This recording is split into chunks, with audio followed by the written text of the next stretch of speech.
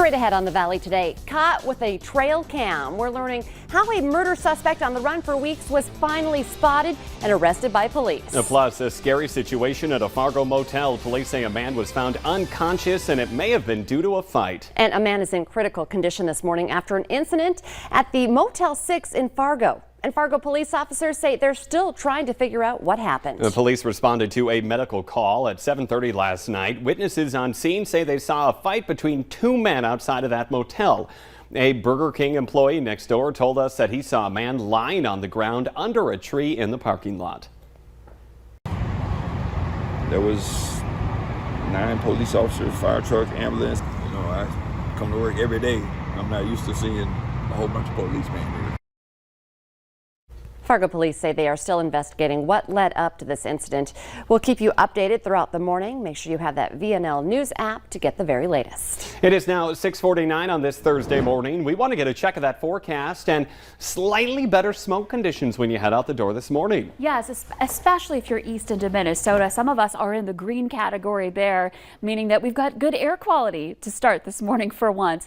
This doesn't last, I'm sorry to say, but this morning it might be a good time to get out and enjoy some clearer and cleaner air in places like the east. Fargo, our air quality right now, we are just above the green category at 64, putting us in that moderate air quality index, meaning that there is still some smoke in the air, but it's a little bit better. Now, that's not the case for everyone. It's already starting to turn smoky in some parts of the region. Here's our view at Devil's Lake, our home of Economy Skycam there. You can see as we look in the distance that haze that's happening.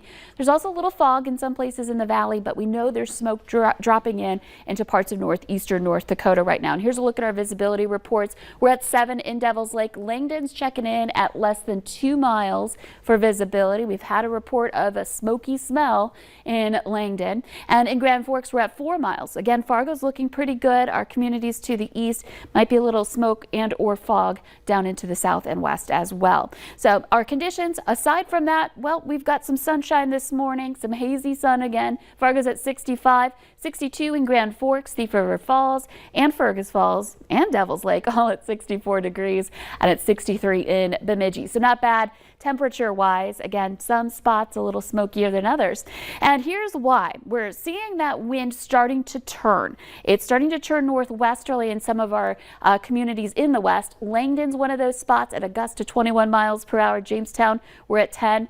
And that's going to start bringing in that smoke from Canada again as we continue on through the day. So smoky conditions and potential for some showers. We've been watching some cells popping up in Kitson County, back over toward Lake of the Woods County as well. That's the area where we have that greater chance for some rain and thunder even into the afternoon. Temperatures into the 60s right now. This afternoon, 70s to 80s with that chance for some shower activity up north.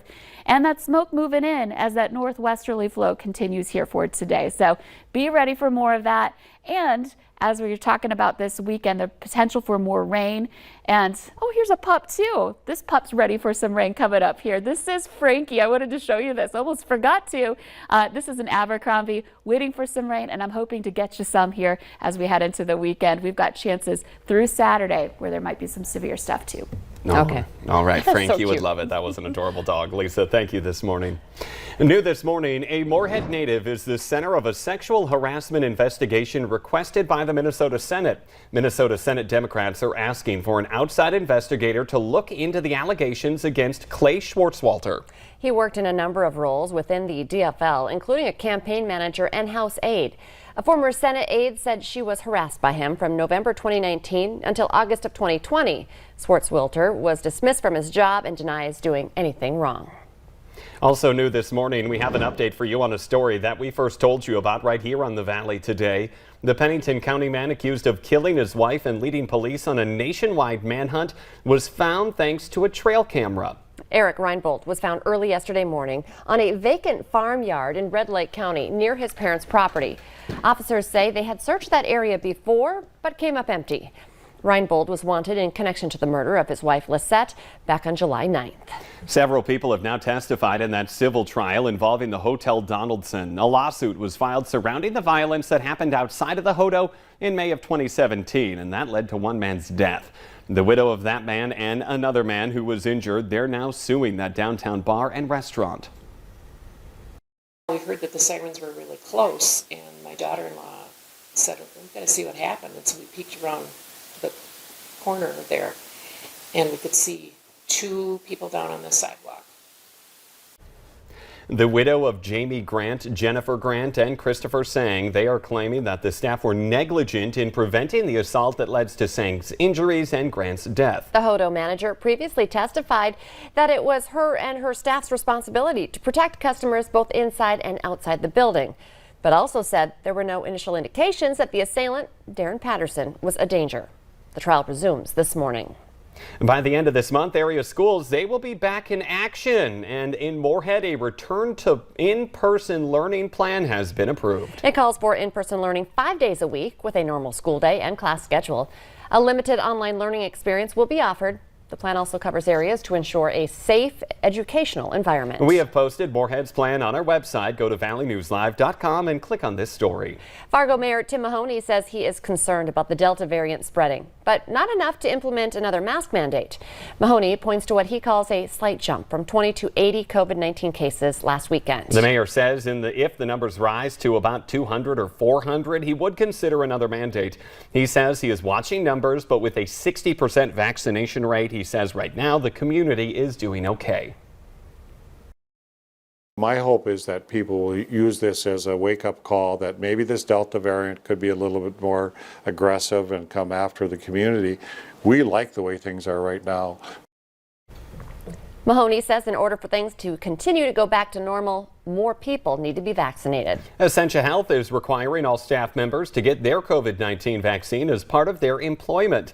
This includes remote workers, volunteers, students, and non-employed medical staff. Essentia says employees must receive their first dose by October 1st and their second dose in a 2-dose series by November 1st. The president of Essentia says it is part of their oath to do no harm to patients. We are healthcare providers, and one thing that's key is that we ensure that when you come and see us, or we do a procedure, or we do take care of you in the hospital, that our employees will be doing everything they can to limit any transmission of the COVID virus. Sanford Health and the Mayo Clinic are requiring their staff to do the same. Altru in Grand Forks says they are still making a decision. New for you this morning, thousands of Minnesotans have claimed the $100 bonus for getting the COVID shot. A total of 6,500 Minnesotans have rolled up their sleeves since that incentive was put into place on July 30th. Many states have implemented a similar plan to encourage vaccinations as the highly contagious Delta variant spreads.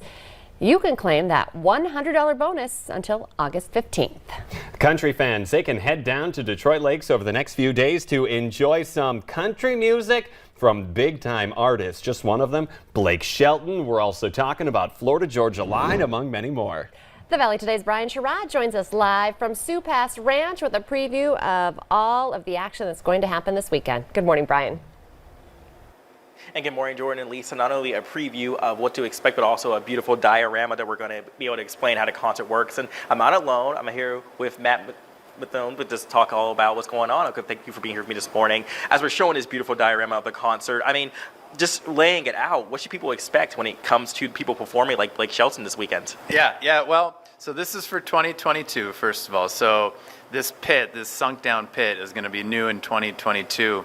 And the way it's going to work is that anybody can buy that ticket. And we're actually going to be selling the tickets on site this weekend, and we think they're going to go kind of fast. So you can have a GA ticket. And then if you want it for all 3 nights, great, or single nights will become available later. But it's a sunk down pit, and so you just go right in front of the stage. Everyone behind you in the seats can see over you. They're not obstructed at all. But a lot of fans want to get close to the stage, get right there in the action. And a lot of the bands, they also want that rabid, energetic fan right there down in front of them. So we think it's going to be a big improvement. And as you can see, there's a thrust coming out and the big T. So all the seats around it, too, are going to be right in the action, too. I love that. Of course, thank you for being here with me this morning. And we're going to continue to bring you the latest when it comes to this amazing concert that's going to be going on this weekend. So, Jordan and Lisa, we're going to toss it back to you for now. Brian Sherrod reporting live from Sioux Pass Ranch. Big WeFest weekend ahead. Thank you. The congressional gold medals, they're one step closer to being awarded at the U.S. Capitol. Police in the District of Columbia Metropolitan Police Department are getting those awards, and President Joe Biden will make it official when he signs H.R. 3325, which awards 4 gold medals to those law enforcement officers who protected and defended the Capitol on that day. Speaker of the House Nancy Pelosi held an enrollment signing on Wednesday after the Senate cleared the bill by unanimous consent earlier this week. President Joe Biden and Vice President Kamala Harris will deliver remarks during the ceremony at the White House. And this morning, President Biden and Vice President Harris will meet with Asian American, Native Hawaiian, and Pacific Islander civil rights leaders. The focus of the meeting is to discuss the administration's economic agenda, immigration reform, and the response to the rise in violence against the AAPI community. Let's get our answer now to our question of the morning on Facebook. Today's question: 56% of us admit we like bragging about this. The answer, oh boy, am I in that 56%. I think it's really higher than that. The answer, a sale you found. I know. I want everyone to know how cheap I got this dress. You won't believe the deal I got on it. It's one of those things where when people compliment you, you don't even say thank you. You're just like, oh wow, I really like, that tie you're wearing or that pants or dress or whatever. And you go, thanks, it was only $10. I know. I can't help it. Just comes out. Yeah, it does. So proud of it. The Today Show and CBS This Morning are just about to start, but the Valley today, it rolls on. We have more live up-to-the-minute news and weather for you coming up right now on the Fargo CW. Otherwise, have a safe and happy Thursday, everyone.